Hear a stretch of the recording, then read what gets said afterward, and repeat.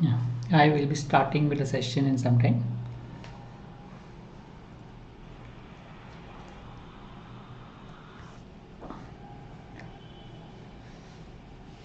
So again, we'll take a few questions, try to solve and look at how to go about getting good methods, better methods to solve.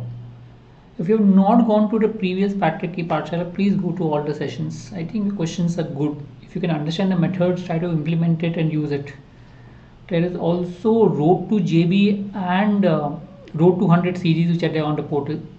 You can refer to both the set of videos for getting methods which are good, better for helping you solve the questions. Okay, the idea is to get good methods. That's the whole idea behind the whole thing. So try solving questions so that you can get good methods to solve. Right.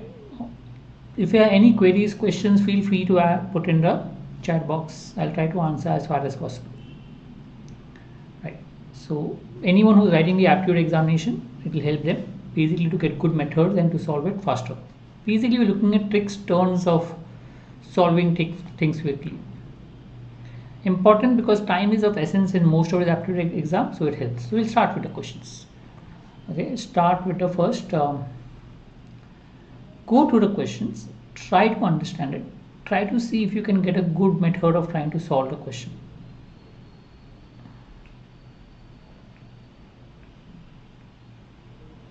If you get the answer, put in a chat box. Just to give you a hint, I mean, if you've already started solving, if you got an idea, whenever you have variables, try to put simple values for the variables that will satisfy the conditions given.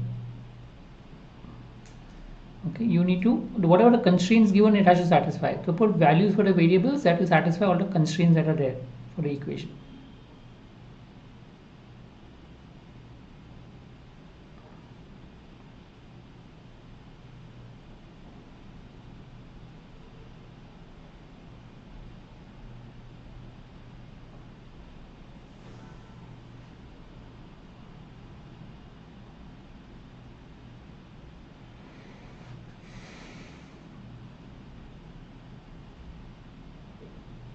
Just to give you a hint, I mean, I can't put 1 as a value of a, b or c, because if I put 1, because this will become log of ab upon log of c, log of 1 will be 0, so denominator becomes 0. Remember, log of 1 is 0, denominator becomes 0, can't put.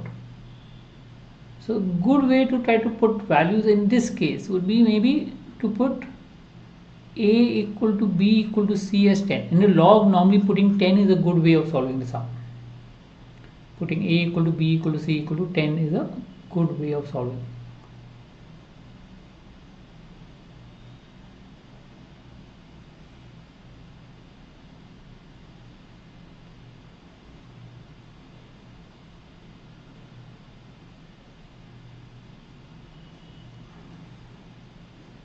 Substitute.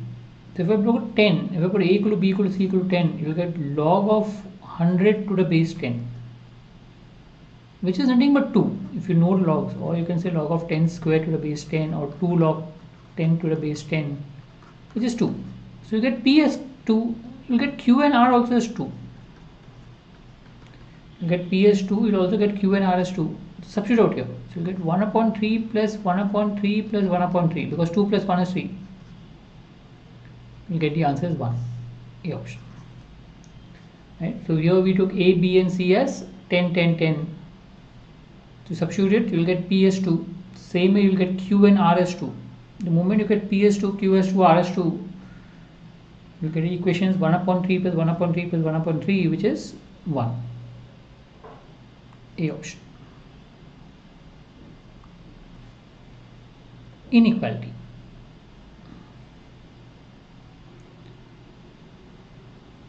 Normally square brackets means less than equal to. When you say square bracket, minus 4 upon 7, so minus 4 less than equal to x less than equal to 7, remember. If it was curved bracket, it is minus 4 less than x less than 7. There is no equal to if there is a curved bracket. So one way to solve inequality is to substitute the options and mention, see where it gives you equal, which option, which values will give you equal. Okay, substitute the options and see which options will give you equal. Always substitute simple values. For example, if I just say, if I substitute 0, I'm just giving an example. If I substitute 0, what do I get? I get 3 on the left hand side, 11 on the right hand side, not equal. It is not equal, so D cannot be the answer. You will get 3 not equal to 11, can't be the answer. It has to be equal for him to be the answer. For example, if you put 7, just giving an example. If I put 7, y equal to 7, what do you get? 2 into 7 minus 3, which is 11, equal to 11, equal. So 7 is the answer. That is part of the answer. A, B, C, all 3 have 7. I just put 7 to indicate that that is part of the answer.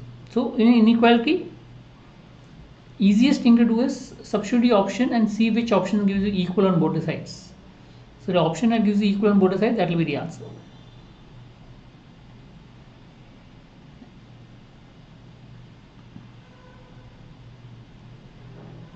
So if I put 4, y equal to minus 4. So what do you get? 2 into minus 4, minus 3, minus 8, minus 3, minus 11. So that will give you 11 as the value. So 11 is equal to 11. So minus 4 satisfies, so answer is A option. Right? Minus 4 satisfies, so answer will be A option.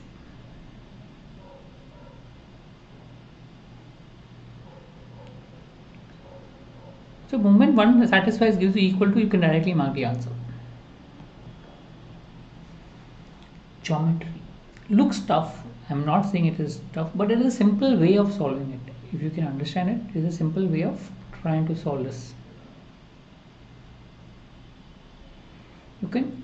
There's no values given except that BC is 16. So you can draw the diagram according to whatever is comfortable to you, as convenient to you, and then get the answer. As long as it satisfies all the constraints, tangent, all that should satisfy. As long as it satisfies all the constraints, you can draw the diagram anywhere that you are comfortable with. And that's the easiest way to do geometry.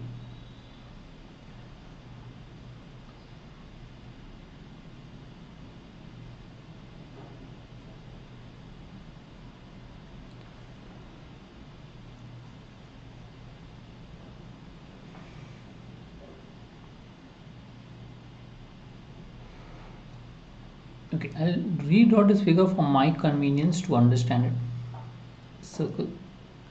I'm drawing this horizontal line perpendicular. This is diameter perpendicular.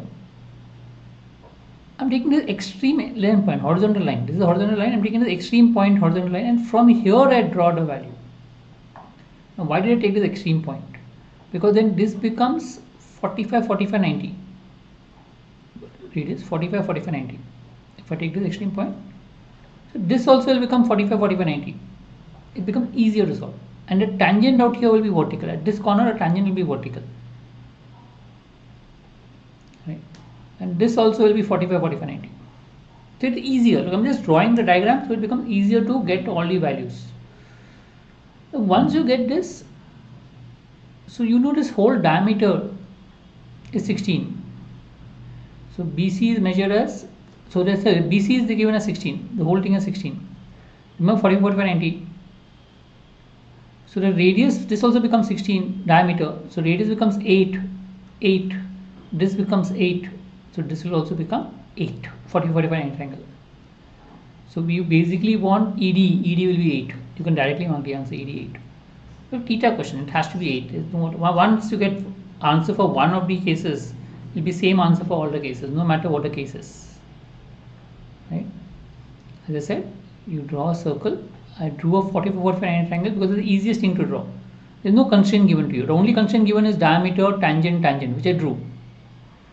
And then I got 44 triangle. Drew a diagram such a way I get 44 90. BC is 16, that means diameter is 16. So radius is 8. So you get DB as 8, CD as 8. And because it's 44 triangle, you will get ED also as 8. So answer will be 8.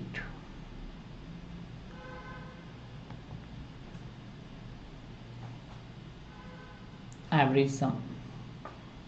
Try to solve. So these are theta questions, no options. So you can get the answer.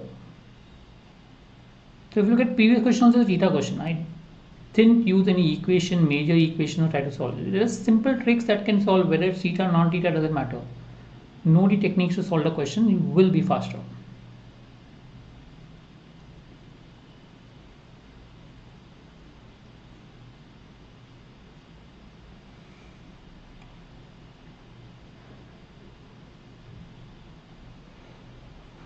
Normally for the averages, the technique that I normally use is around the average total is 0. You can use a normal formula and solve, which is there.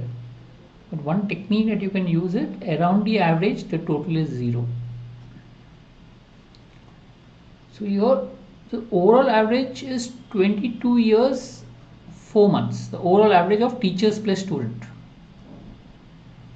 From that, the students falls by 4 months, means the student's average is 22 years.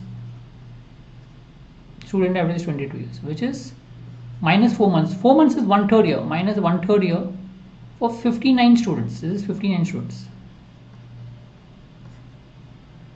This is students plus teachers. Teacher has to be that much more than the average, 59 upon 3 more than the average. If students total 1/3, each one is 1/3 less than the average, 4 months is 1/3 year. 4 months is equal to 1/3 year. So each student is 1/3 year less than the average. For 59 students is 59 upon 3 less than the average. So teacher, which is the one teacher which is excluded, has to be 59 upon 3 more than the average. Remember, so the answer will be 22 1/3, 4 months is 1/3 plus 59 upon 3, which is also 19 2/3. If you add it up, you will get 42 as the answer. 42 years. You can use the normal average sum, that is teachers plus students, 60 people, average of 22 1/3, minus that of 59 students only, average of 22. You will get that value of the teacher. This is the normal way of solving. And what I do is, the students are 1/3 year for 59 students. So 59 upon 3 less than the average. So teacher has to be 59 upon 3 more than the average. So 22 1/3 plus 19 upon 3, which is 59 upon 3, which will give you 42 years as the answer. So even normal sums, try to see the ways to solve faster. The reason I'm comfortable with using the average sum is because around it becomes, you can do it orally also, mentally helps. Right. Next we are doing percentage.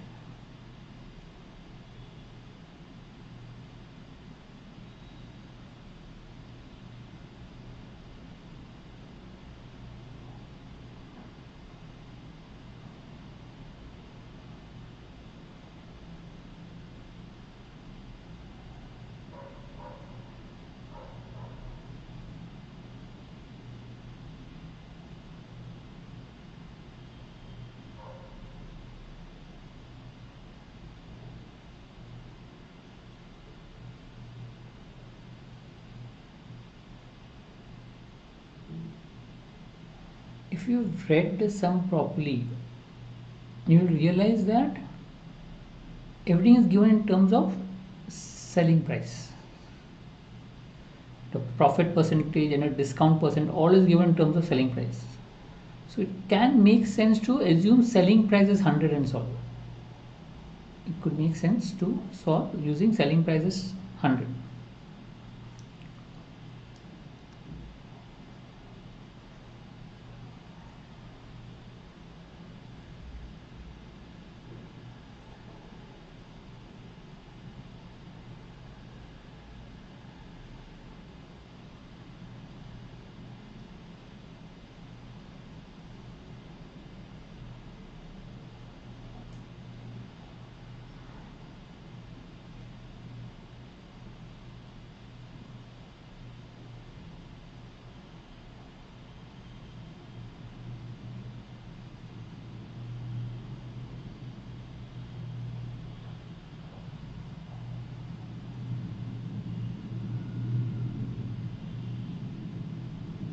What percent did he mark up his cost price? So basically you want how much more, mark price minus cost price upon cost price into 100. That's what you want. How much markup on his cost price. So how much is it more than the cost price? So markup minus cost price, that much he marked up on the cost price into 100. Okay, if selling price is 100, we know profit is given as 10 because profit is 10% of selling price. Remember, profit is 10%. So your cost price becomes 90. Right, and discount also becomes 10. So mark price becomes 110. Mark price is selling price plus discount. Mark price is selling price plus discount is mark price. So you know cost price 90, mark price 110. How much more? 20. 20 upon 90 into 100. 2 upon 9. 2 upon 9 is 22.22%. B option. 2 upon 9 is 22.22%.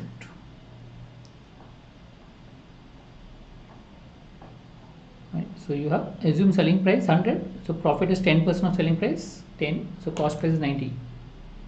And assume selling price 100, discount is 10% of 110, so mark price is 110. Then you can find a profit percentage, which you will get as 22.9%. Right, I hope this is clear. Yeah, so we'll wind up here. Meet again next week, next Wednesday. If you have not gone to the previous sessions, please go to the previous sessions of Pathshala. I'm sure that will help you. Thank you.